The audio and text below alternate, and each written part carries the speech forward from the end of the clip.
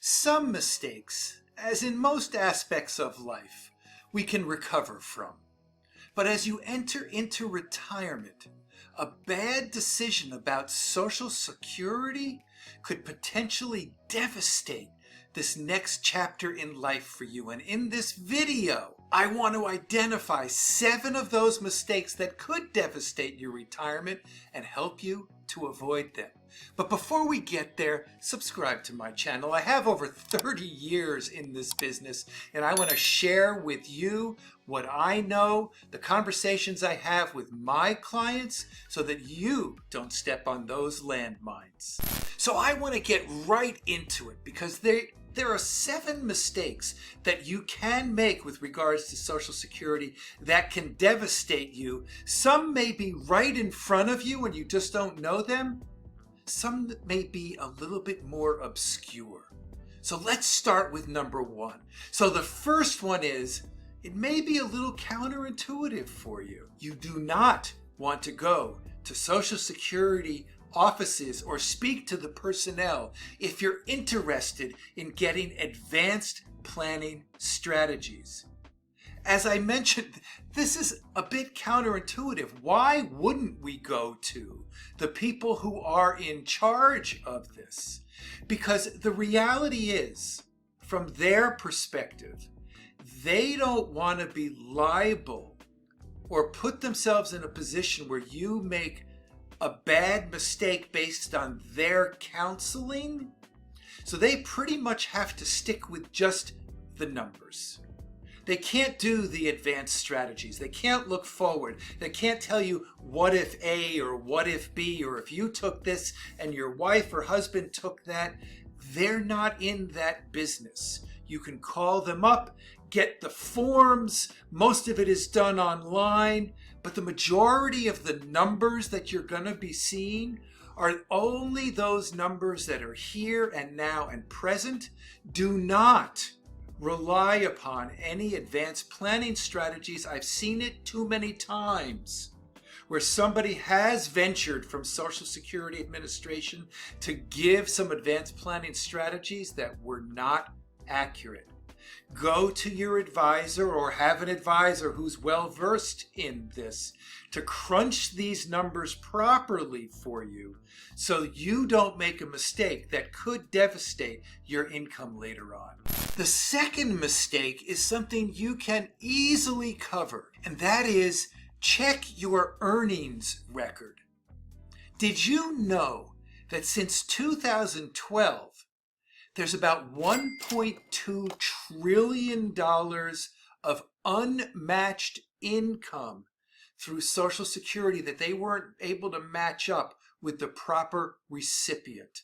A lot of this is just due to the fact that maybe there's a simple number that's missing. Whether it was your Social Security number or an employer mismatched and just had one number off, and it may end up showing on your record as no income. Therefore, Social Security put in a big fat 0 for you, which will impact the amount of income you have looking forward. So if you go to the Social Security Administration website, they will show you exactly the instructions you need to check your earnings history.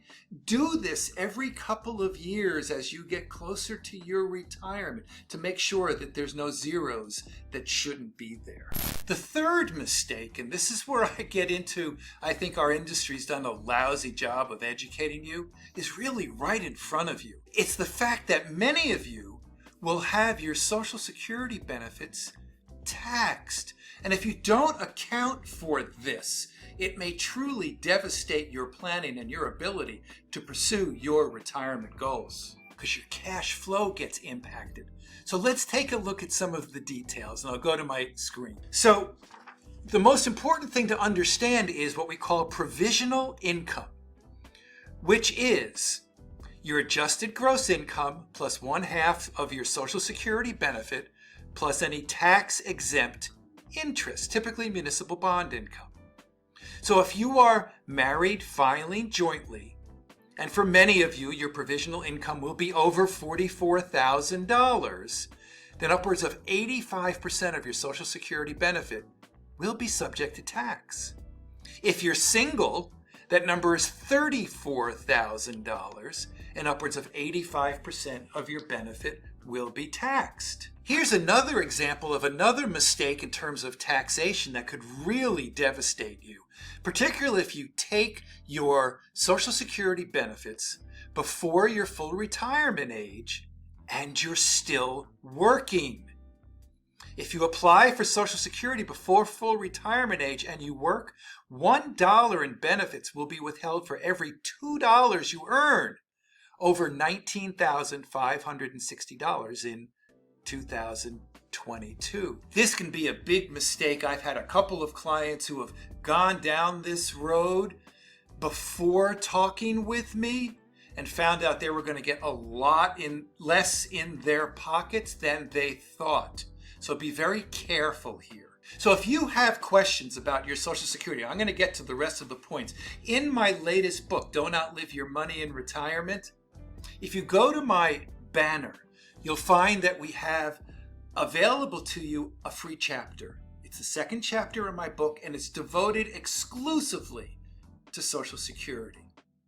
We'll get to you exactly what you need to know so that you can make the decisions that are good for you and help you to maximize the income for your household that you deserve. Mistake number 4, not understanding spousal or survivor benefits.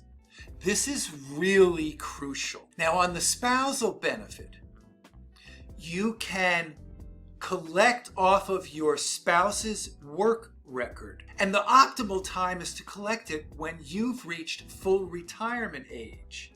Now, there is, on your own work record, the ability to delay your benefit until you're age 70. But for your spousal benefit, you don't get any benefit for waiting the extra 3 or 4 years. You max out on the spousal benefit at your full retirement age. So if you wait until age 70 to collect, there's no extra benefit. As a matter of fact, you may lose out on that income you should have been getting by not having claimed it at your full retirement age. If you're widowed and you're looking for the survivor benefit, your benefit is going to be capped. And again, you don't want to wait too late to get that income because you may give up on 1, 2, or 3 years of income you should have had that may have impacted your retirement. And one strategy that is still out there that was tremendous, but for the most part it was taken away, was what was called the restricted application. For those who are widowed, you can choose the restricted application as early as age 60 and defer your own work record, which is one of the 567 different strategies that are out there. Again, getting back to the fact that the Social Security Administration really isn't going to be able to help you navigate through this. This is where particularly you want to talk to somebody that they have an understanding of the complexities of each of the strategies. The 5th mistake is avoid overpayments. Now, the worst thing that you want to have happen, believe me, is if you get too much money, which may seem to be a good thing, the Social Security Administration is going to catch up and is going to find it. The problem is getting the money back to them in a timely and efficient basis so you don't get penalized, and the paperwork can be daunting.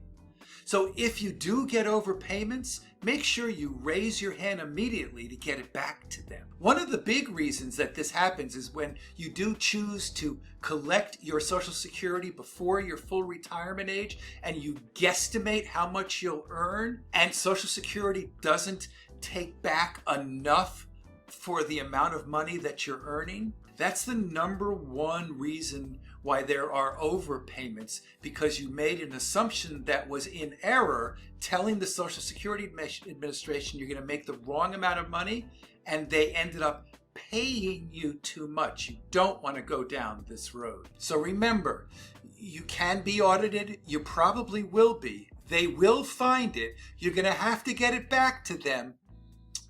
Find out early. Talk to them early. Remedy the situation as early as you can. The sixth mistake that can be devastating to your retirement is taking your Social Security at age 62. Almost half of all people who are eligible to take it at 62 do so. And for many, it's a big mistake. You can go to our vault of videos that are on the YouTube channel here to see more about it and in greater depth. For some, it may be okay, but for most, it is not. Not only for them, but for their spouse as well. So be very, very careful. Make sure that you use the calculators. This is why we have 7 calculators in our planning for our clients, making sure we understand all the iterations, all the possible options, which of the 567 different strategies you should be using to make sure that you maximize your income from Social Security for your household. Finally, this may seem pretty easy, but many people don't do it. And it's actually the process of planning. Now, you can go on to the Social Security website. They have calculators there, and you can figure out at a very elementary level which strategy is best for you. But if you really want to dig deeper, if you really want to get an advanced strategy that is right for you, you really need to incorporate all of your assets, how old you are, what kind of health situation you're in, your required minimum distributions, your cash flow needs, taxes, etc. All of this really needs to be accounted for well in advance of, and more than just the number that you'll get from a straight Social Security calculator.